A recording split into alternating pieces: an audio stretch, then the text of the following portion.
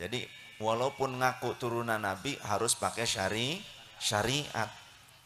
Kenapa? Orang zaman sekarang ngaku turunan Nabi 14 abad lamanya. Jarak dengan baginda Nabi.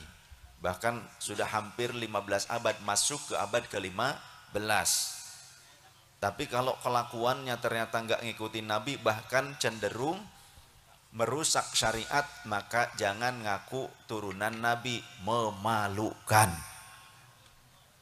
Betul tidak? Apalagi saya lihat video ada Habib mabok. Ini ya beneran ada ya. Saya masih simpan. Mabok, kemudian teler di depan rumah orang. Lalu kemudian oleh jamaah setempat, pengurus lingkungan yang sedang ronda ditegur. Wah, mau Habib kok mabok? Wah, Habib mabok masuk surga. Kacau ya. Ente mabok gak boleh, aneh mabok gak apa-apa katanya. Mabok tuh ya. Apakah benar orang yang mengaku turunan Nabi, kalau benar, apalagi belum jelas, apalagi nggak benar, apalagi mbuh turunannya siapa, gitu kan? Ini mah andai beneran turunan Nabi. Contoh di sini ada dzurriyyah Mbah Sunan Gunung Jati, ya, bukan saya. Di sini ada barangkali di sini, itu kan? Ada dzurriyyahnya Mbah Sunan Ampel barangkali, ada dzurriyyahnya Mbah Sunan Giri, nah, atau Maulana Maghribi Syarif Sayyid.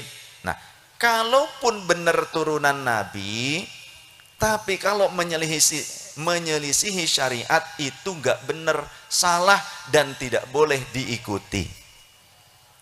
Tidak boleh diikuti, tidak boleh. Mana dasarnya? Karena sekelas istri Nabi saja itu diancam oleh Gusti Allah.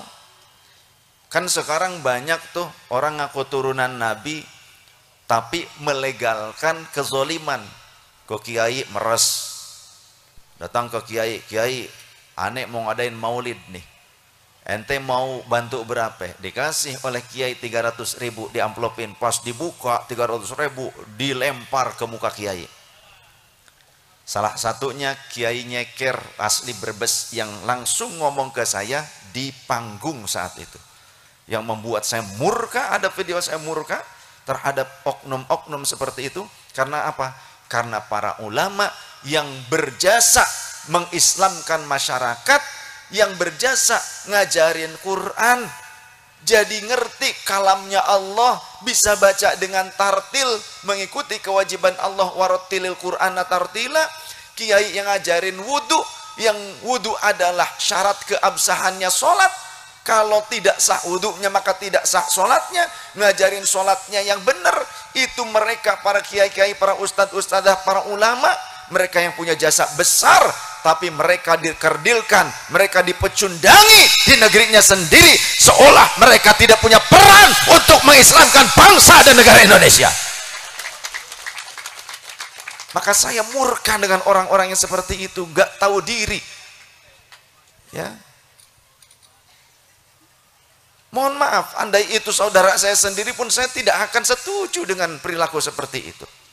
Jadi seringnya saya mendapatkan pengaduan itu dari para kiai, dari masyarakat. Itulah yang kemudian menghantak jiwa saya untuk membahas secara syariah.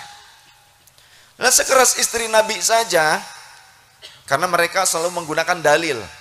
Kan dalilnya ada, Habib mabok gak apa-apa. Kemudian ketika saya di Majalengka ngisi, kiai yang ngundang saya cerita, sehari sebelumnya didatangi seorang Habib yang katanya bawa kiswah makbaroh Nabi, pengakuannya begitu, ya, kiswah itu kain penutup. Oh, ini kiai katanya silakan dicium. Nah, ente kan sekarang sudah menciumnya, ente kalau ingin berkah ini tetap lengket menempel kepada ente harus mengeluarkan uang sebanyak 33 juta. Ini bukan katanya, saya boleh bisa ya ketemu langsung dengan kiainya, langsung nanti saya ajak. Yang ngundang saya kebetulan. Jadi diminta 33 juta. Kemudian ada lagi yang di Brebes, ketika 300.000 dilemparin, lalu Bib harus berapa katanya. Ente kalau bukan karena datuk aneh, ente nggak bakalan jadi kiai katanya. Nah terus ente turunannya nggak jadi kiai gitu kan. Berapa dong Bib? Uang yang merahan ratusan ribu, sejumlah Asmaul Husna 99. Jadi mintanya 9.900.000. Ini nyata. Di Brebes tuh yang 99 itu di Brebes kejadiannya. Masya Allah. Lah kiai cuma hasil daripada ngajar ngaji, kadang juga mereka harus nyawah, harus berkebun. Ya. Banyak korban di sini di Brebes. Nah, ini ada korban juga, Pak Yai, Masya Allah. Jadi mulai sekarang kalau ada orang yang bertindak seperti itu, bagaimana sikap kita? Lawan! Setuju? Kalau ada yang mengintimidasi ulama, kiai, memeras kiai, apa yang harus kita lakukan? Setuju. Kudu wani, wis saiki wis wani wae kagok wani wis. Jangan mau, jangan takut kualat. Memeras masyarakat, memeras umat itu halal apa haram menurut syariat? Uang hasil malak itu halal apa haram? Apalagi nyuri dari masyarakat, kambing orang diambil dengan alih-alih untuk maulid, halal apa haram? Haram. Haram. Nah gini, tindakan memeras dan mengintimidasi itu tindakan yang sesuai syariat atau bertentangan? Bertentangan. Dapat pahala apa dapat dosa? Dosa. Baik. Kita coba pelajari dari Al-Quranul Karim, kalamnya Allah Ta'ala. Kita ini orang Islam, nggih? Orang Islam, kitab sucinya Al-Quran. Mereka melakukan tindakan itu, melegalisirnya, menghalalkan kezaliman itu pakai dalil. Dalilnya surah Al-Ahzab ayat 33. Innama yuridullahu liyudhhiba ankumur rijsa ahlal baiti wa yutahhirakum tathhira. Wallahu wa rasuluhu a'lam bi muradi wa makna. Innama yuridullahu, innama, tidak ada yang lain, sesungguhnya hanya, gitu. Ya, kalau ilmu balaghah kan begitu. Seolah-olah tidak ada yang lain tujuannya. Innama yuridullahu, Allah berkehendak, liyudhhiba ankumur rijsa, untuk menghilangkan rijsun itu kotoran dari diri kalian. Ahlal baiti, wahai ahlul bait Nabi. Siapa yang dimaksud pada ayat ini? Yang dimaksud pada ayat ini di dalam kitab-kitab tafsir seperti Ruhul Ma'ani, ya, tafsir Al-Qur'anul Azim, ternyata Sayyiduna Ali, Sayyidah Fatimah radhiyallahu anha, Sayyidul Hasan wal Husain radhiyallahu anhuma. Di dalam asbabun nuzulnya ternyata berkenan dengan itu. Nah, nanti ada sangkut pautnya dengan istri-istri Nabi juga. Karena ayatnya berkesinambungan dari ayat-ayat sebelumnya. Kita lanjutkan dulu yang ini. Kalimat potongan ayat yang tadi. Jadi bukan satu ayat full, tapi itu potongan. Innama yuridullahu liyudhhiba ankumur rijsa ahlal baiti wa yutahhirakum tathhira. Liyudhhiba ankumur rijsa ahlal baiti wa yutahhirakum tathhira, dan Allah bertujuan untuk menyucikan kalian dengan sesuci-sucinya. Lantas kemudian ada orang yang menggunakan potongan ayat ini dengan tujuan untuk memvalidasi, membenarkan tindakan buruknya yang bertentangan dengan syariatul Islam. Padahal isinya, ini kan potongan ayat yang sempurnanya. Nah, harusnya qori yang bacanya. Ya, ya setidaknya yang suaranya bagus. Ini saya bawa ini. Ya. A'udzu billahi minasy syaithanir rajim. Bismillahirrahmanirrahim. وقرن في بيوتكن ولا تبرجن تبرج الجاهلية الأولى وأقمنا الصلاة وآتينا الزكاة وأطعنا الله ورسوله إنما يريد الله ليذهب عنكم الرجس أهل البيت ويطهركم تطهيرا والله ورسوله أعلم بمراد ومعنى صدق الله العظيم وقرن في بيوتكن ولا تبرجن تبرج الجاهلية الأولى وأقمنا الصلاة وآتينا الزكاة وأطعنا الله ورسوله. Baru innama yuridullahu wa qarna fi buyutikunna wallahu wa rasuluhu a'lam bi muradi wa ma'na. Ini khitabnya kepada muannats. Wa qarna fi buyutikunna. Khitabnya kepada muannats. Kepada siapa? Ternyata dari ayat sebelumnya diketahui ya nisa'an nabiyyi. Tujuan ayat ini adalah peringatan kepada istri-istri Nabi. Istri Nabi yang hidup serumah dengan Nabi, yang ngelayani Nabi, ngeladeni Nabi, bisa dipeluk dan bisa memeluk, bahkan bisa melihat aurat Nabi. Lah kita sekarang bisa nggak seperti itu? Nggak bisa. Sekelas istri Nabi yang sangat disayang oleh baginda Nabi saja, oleh Allah diperintahkan waqarna fi buyutikunna. Wahai istri-istri Nabi, berdiam dirilah kalian di rumah-rumah kalian. Untuk apa? Menjaga diri kalian. Wala tabarrujna tabarrujal jahiliyatil ula. Dan jangan kalian bersikap seperti sikapnya orang-orang jahiliyah, wanita-wanita jahiliyah, dalam cara berpakaian, dalam cara berbicara, bersikap, beretika. Jangan seperti wanita jahiliyah. Tuh, ini istri Nabi. Apalagi cuma ngaku turunan. Kayak kita-kita di zaman ini, ya. Wala tabarrujna tabarrujal jahiliyatil ula wa aqimnas sholata. Dan tegakkanlah sholat oleh kalian wahai istri Nabi. Istri Nabi harus sholat. Turunan Nabi gimana? Boleh nggak sholat turunan Nabi? Totrok banget saya. Ada ini kenyataan juga di Majalengka. Pas namu, waktunya sholat kemudian adzan. Habib ayo ke masjid kita sholat. Ente aja yang sholat. Habib mengentu sholat ya asup ke surga. Gitu ngomongnya. Ini kejadian waktu saya ke Majalengka. Ya, laporan dari kiai setempat. Astagfirullahaladzim. Rusak ini nama keluarga Nabi.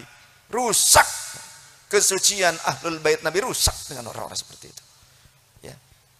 Ahlul bait Nabi yang dimaksud Sayyidah Fatimah radhiyallahu anha, Sayyidina Ali karramallahu wajha, Sayyidina Hasan wal Husain radhiyallahu anhuma. Wala tabarrujna tabarrujal jahiliyati ula waqimnas sholata wa atinaz zakata.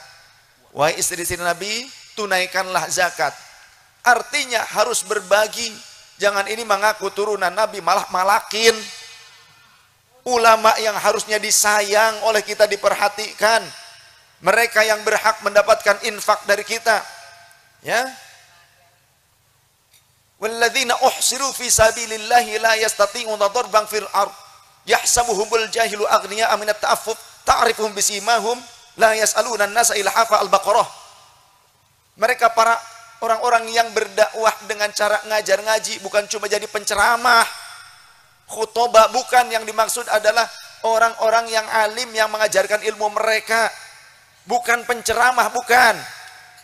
Jadi kalau jenengan bisa memberikan hadiah yang besar kepada penceramah atau kepada vokalis solawat, kepada artis solawat, tapi kalian tidak punya perhatian kepada guru-guru kalian yang ngajarin Al-Quran, kalamullah, yang ngajarin kalian sholat yang benar, ngajarin zakat, ngajarin puasa, ngajarin haji, kalian tidak punya perhatian kepada mereka di kampung kalian, maka berarti kalian sudah su'ul adab kepada orang-orang yang berhak mendapatkan penghormatan kalian.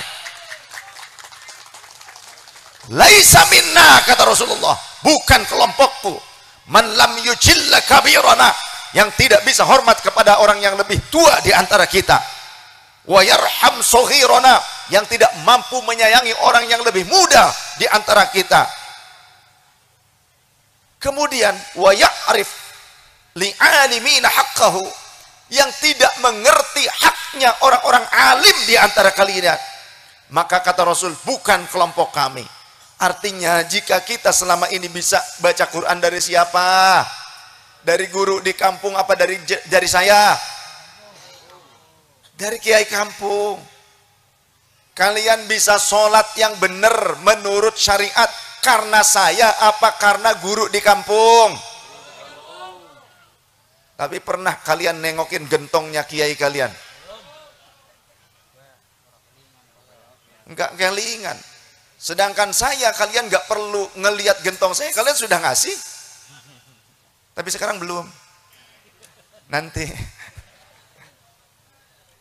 Udah, saya mah husnuzon aja, husnuzon gitu ya. Saya tidak akan suuzon. Saya yakin nanti dikasih. Enggak dikasih juga kebangetan. Enggak maksa, cuma kebangetan aja.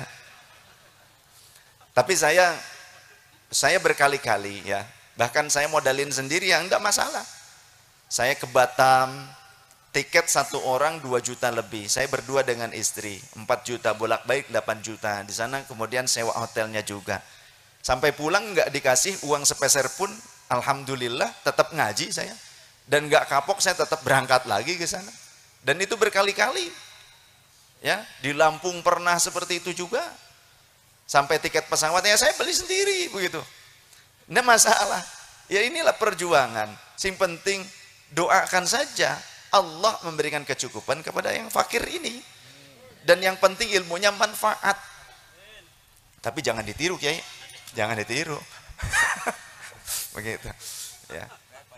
Ya enggak apa-apa. Bukan karena itu, intinya gini, kita tetap ngaji, yang penting ngaji. Karena kemarin saya di Hong Kong, ya, pekan lalu, beberapa hari yang lalu lah saya baru pulang dari Hong Kong. Oleh-olehnya dong. Oleh-olehnya ini, oleh-olehnya pelajaran. Orang di sana ngaji nggak gratis seperti kita. Bukan bayar ke saya, bukan, bayar tempat. Jadi di sana sewa gedung. Kebetulan masjid itu ada 8 lantai, ada 4 lantai. Itu kita harus sewa. Dan sewanya mahal dan rebutan. Karena tidak banyak masjid. Kalau di luar masjid gedung itu, klosetnya nggak ada showernya. Jadi kalau obeh, ya pakainya tisu. Tapi kalau di toilet masjid, di gedung masjid begitu ya, maka ada showernya biasanya. Obehnya ya pakai air. Kalau di luaran, mau di mall, di mana, di gedung mana, ya pakainya tisu. Kira-kira gimana? Orang kita kan nggak bisa seperti itu ya. Walaupun padahal sah saja asal tisunya tisu kering dan tidak mengandung parfum, tidak wangi. Boleh. Istinja itu analoginya dengan istinja bil hajari. Podo bae karo obeh nganggo watu gitu kan. Tapi jangan pakai kelereng. Watu ini kudu sing keset supaya apa? Supaya reged-regede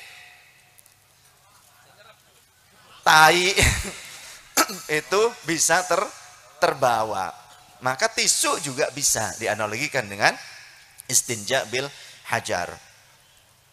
Jadi ternyata mereka patungan bayar gedung yang mahal, kemudian juga bawa bekal makanan sendiri, dan jauh. Meskipun dia memang pakai kereta cepat, kalau kita pakai Wus dari Jakarta ke Bandung itu sekitar 40 menit. Nah di sana pakai kereta sampai 1,5 jam, pakai keretanya kereta cepat, berarti jauh banget, lebih dari Jakarta Bandung jaraknya. Tapi tetap mereka datang. Musim hujan, jadi orang-orang pada bawa payung. Hujan, tiba-tiba hujan begitu, tetap datang jauh-jauh. Nah kalau kita yang dekat saja nggak mau ngaji, apalagi gratisan, berarti kebangetan. Itu pelajaran yang ingin saya sampaikan. Ya.